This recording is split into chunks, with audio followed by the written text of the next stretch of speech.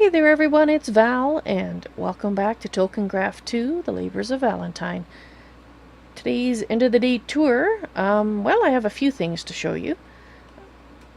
I am currently in the process of transferring many nodes here to feed my node. You may remember it from yesterday. As you can tell, it's grown substantially since then. I'm getting there. I've been informed by a reliable source that in order to have your aspect crystallization process sped up, you want to have as much Terra in your node as possible. So I'm going to continue to feed Terra nodes to this node until I get it as high as I can. Well, maybe we'll see if we can get it to 100. But that'll take a while. But I was also told in order for it to be used as an energy node, you want at least 25 of every aspect. I don't know if I said that yesterday, but as you can see, I'm getting there. Air has already exceeded 25, as has Ordo. Perdidio and Ignis is getting very close, and Terra has exceeded it as well. So we only have the 2 left to get over 25. But you know what? I'll probably just keep feeding it because I would like it to be a nice big node. I think it'll be cool. Right, so you can see the little zaps that are happening. When I was doing it last night, I had my node too far away. After I ended my end of the day tour, I was told that I needed to have it a lot closer. I guess as your node gets bigger, you will be able to have them further away. But for now, basically, I'm putting them right beside it, like either diagonally 1 block away or right at the same level as it. And so you can see that right now it is drinking various things. Let's see, what are we at here?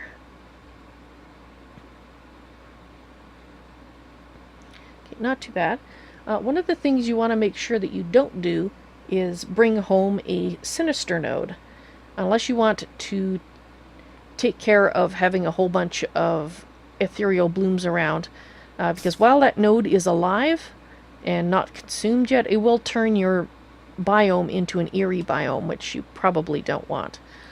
So on that note too, you don't want to use as your large central node a sinister node, because you'll have that problem only on a more permanent basis. Also, you don't want any fading nodes as your center one. So like this one, oops, what did I hit? I hit that. There we go. So this is a fading node. You don't want to use that as your central node. I don't know if you could find a large fading node or not, but yeah, you want to not use that. You want to have a stable node as your center one. Hang on just a sec here. My voice wasn't cooperating. Alright, so I'm going to demonstrate bringing one over in the wild, as it were.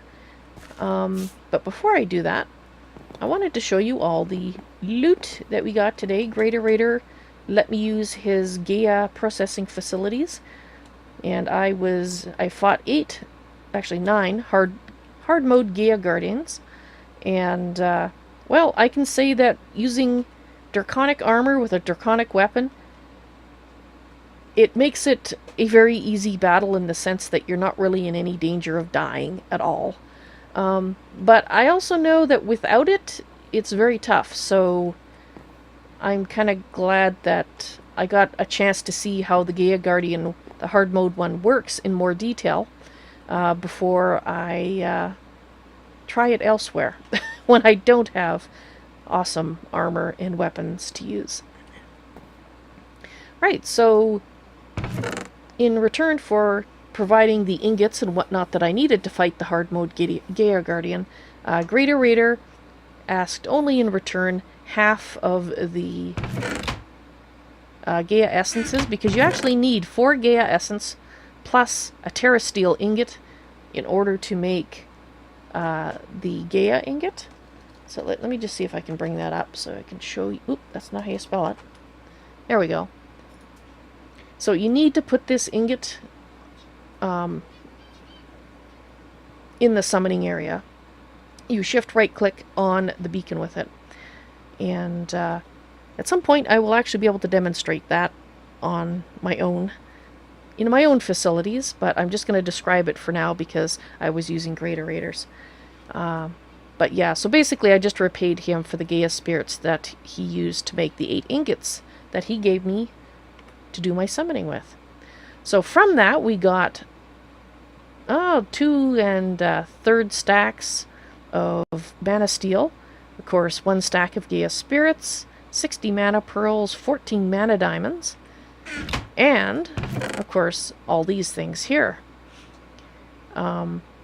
We got some pinkinators, so if Rizzo goes missing, we can replace her. Elementium sword, that was, just a chance drop. Some of the monsters that the Gaia Guardian summons actually have these weapons, so I didn't know that they could drop, but, well, they can. We have some black lotuses. We had 3, I had 1 before. We got 3 blacker lotuses, which I don't know for sure, but my assumption is because this gives you mana, this probably gives you more mana. We've got, actually that's from my own stuff. I'll put that there. We've got 4 overgrowth seeds. And we've got various wills of X. Will of Darak, Carol, Torag, Varak, and Arim. So you can see that these all can be applied to a Terrasteel helmet to add different effects. I don't use Terrasteel armor, so I just put them in here. Now this item, and where did I put the other ones? Did I put them in here? Yeah, never mind the mess in there, that's just from today. I think I put them, did I put them in here? Oops. Yeah, here we go. These are the other 2 items. So there are apparently 6 different items that you can get from the Dice of Fate. And I've got 5 of them. Apparently I'm just missing the Ring of Odin. And then those 3 rings can be combined into a more uber ring. I put this one in here. I'm not using it because you use it with a Terror Shatterer, which I'm not using. Since we have the enhanced charm of dislocations, we don't need the Eye of the Flugel, but if you don't have an items like this in your mod pack, the Eye of the Flugel is cool. I made a lot of use of it in another series, and I really like it as a teleportation. It doesn't go between dimensions. That's one of its drawbacks, but it's still very useful. The Ring of Loki, I have to look at a video and figure out how to use it, because I figured out half of it, but I can't figure out all of it just by playing around. So I hope to demonstrate that in a future tour. And of course the Fruit of Grisella, I kept that on me because if I run out of food, I can just, go ahead and munch on that. It's an ever-ending supply of food. But I do like having my different foods when they're available, so for now, it'll stay in there as a backup. Okay, so now what I'm going to do is demonstrate moving a node, which I kind of did yesterday, but this time I'd like to demonstrate it with going to a place where it's actually going to be used.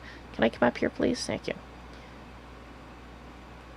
Alright, so let's move up here to this level, and we're going to put it right here. And you want to right click on your teleposer with your teleposition focus to set it to that location. And that's right click, not shift or anything, just plain right click. And then I have a node, I believe, set up and ready waiting to be retrieved. Yes.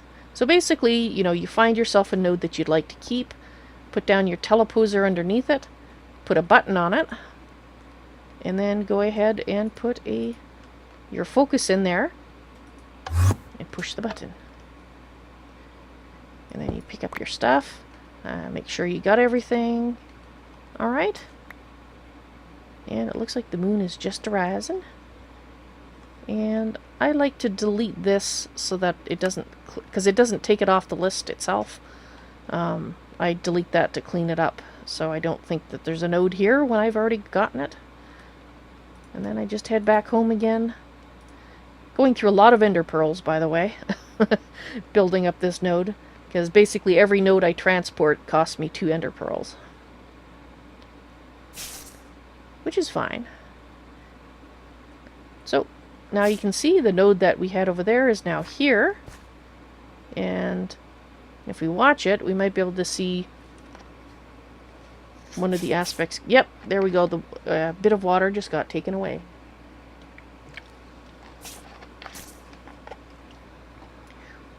So, that's how it works.